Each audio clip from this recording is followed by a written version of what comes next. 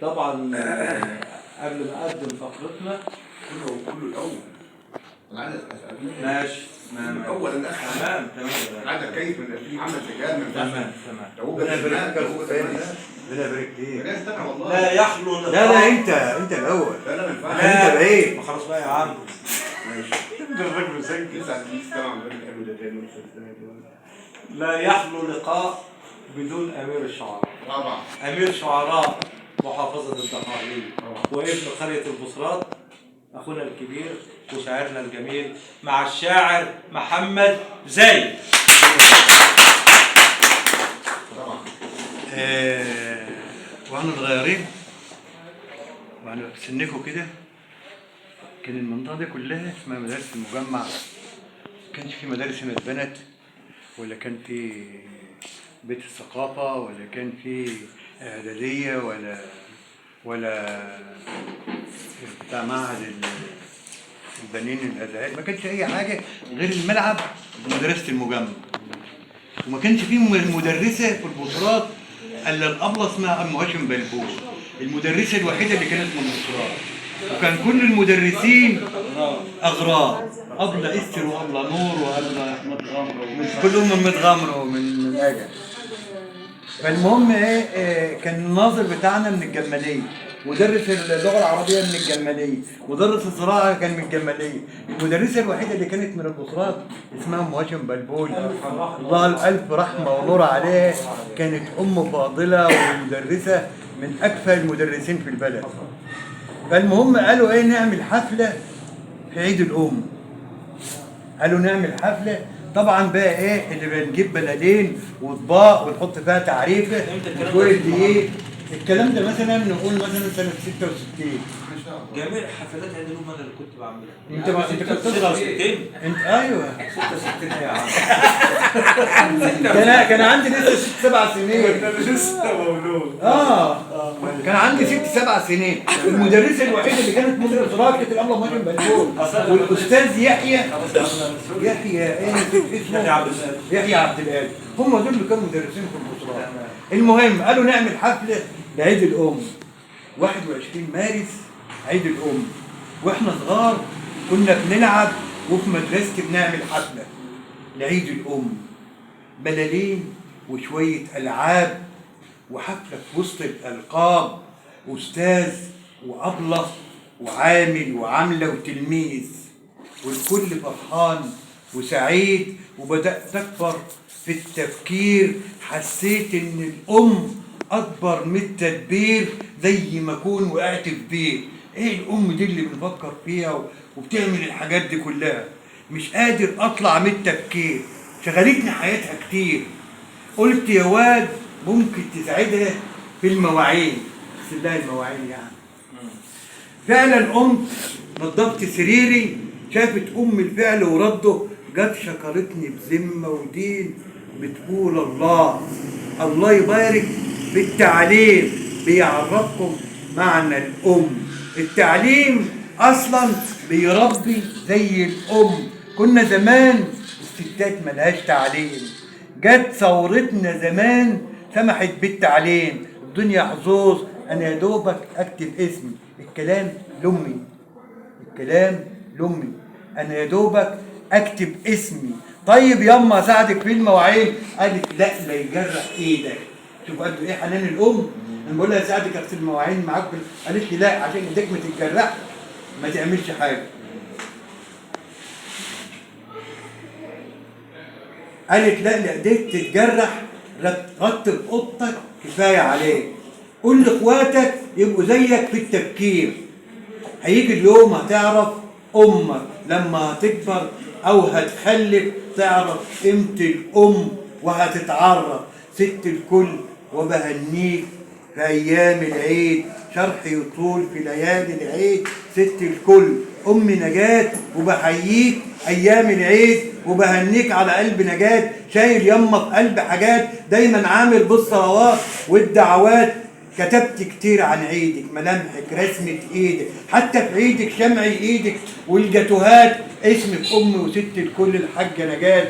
الله على الاسم، وحتى المعنى كمان في الاسم كفايه عليا، ولو طولت سنين وافضل اعد يقولوا اناني. مش هنوفي حق نجاة، اصلك واصل من الرحمات. خلي الجنه دوس رجليك، خلي الحنه غسل ايديك. امي خلصت كلامي، ولو طولت يقولوا اناني.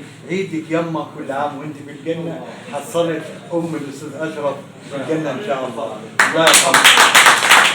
الزمن بيعيد نفسه. أتذكر من 40 سنة 40 في مدرسة مجمع البطلات، المدرسة اللي قصادنا دي، كانت زميلتي وأختي الكبيرة وأستاذتي الأستاذة أميرة يوسف زوجة الأستاذ محمد زايد. بقول لها أنا عايز طالب جميل يفتتح احتفالية عيد الأم. جابت لي طالب صغنون كده قد محمد أشرف عقاب، ما انساش اللحظه دي خالص، بهرني. يوسف المدبولي، زي يوسف المدبولي، نسخه من يوسف المدبولي. دكتور مين يا استاذ محمد؟ دكتور احمد زاهد. الدكتور احمد زاهد ابن الاستاذ محمد، سنه اولى ابتدائي. بهرني تمر الايام وبسم الله ما شاء الله دكتور كبير قد الدنيا، ربنا يبارك فيه ويحميه يا رب. كان اداؤه قوي جدا، لو كان استمر الرصد ده، لكن هو فضل اللي يسكت. والحمد لله ربنا كرمه بقى دكتور. شاعرنا النهارده، الشاعر الجميل اللي بينعس، الشاعر الكبير قوي اللي فعلا صوته بدأ يلمع لدرجة ان بدأنا نخاف عليه. ووالدته دايما تقول لي انا بخاف من الندوات بتاعتكم، لان فعلا بسم الله ما شاء الله حضور جميل وقوي بجد. الشاعر محمد أشرف عقاب. تعالى محمد. يقف على الترابيزه. اقف على الترابيزه دي. اطلع. طول. وشك الناحية دي. وشك بص انت حبايبي. السلام عليكم، انا اسمي محمد اشرف عقاب. هلقي عليكم قصيده بعنوان كل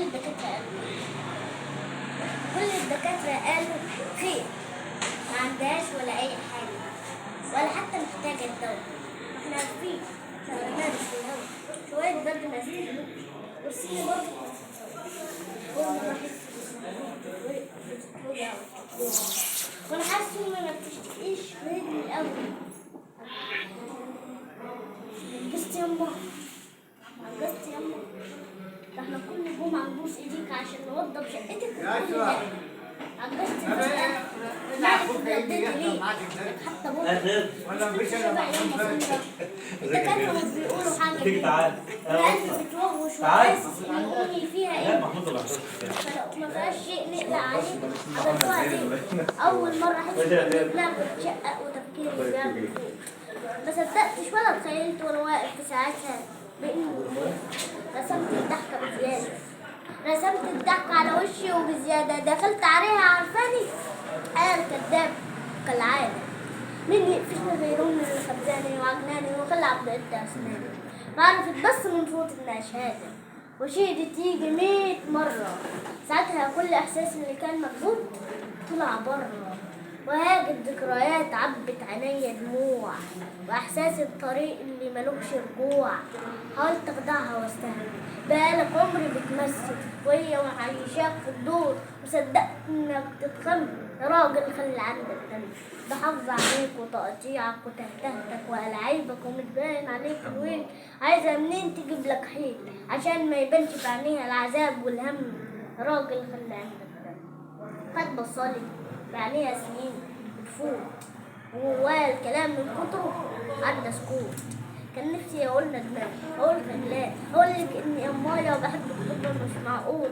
معرفتش ساعتها، الحلق كان مقفول، لكن القلب كان مفروض على قلبك، وكان بيقول بحق حروف آيات الله اللي حافظها على يدك. ومن أيام ما كنت بعد على عدك وعلى يدك فرحة خدي أمايا ونايم على خدك، وقسما باللي قام حدي وقام حدك ما حبيت في الوجود قدك.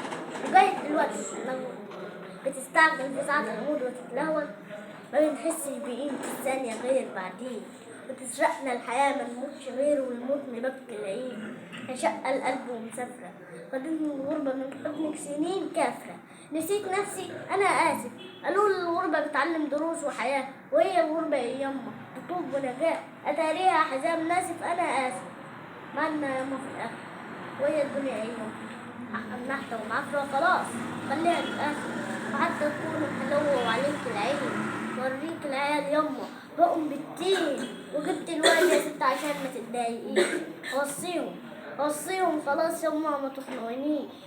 أفراد عيلة هشام المدهشة دي تعليمات من جدتكم المفتشة، ممنوع تناموا في أي يوم قبل ما تصلوا العشاء.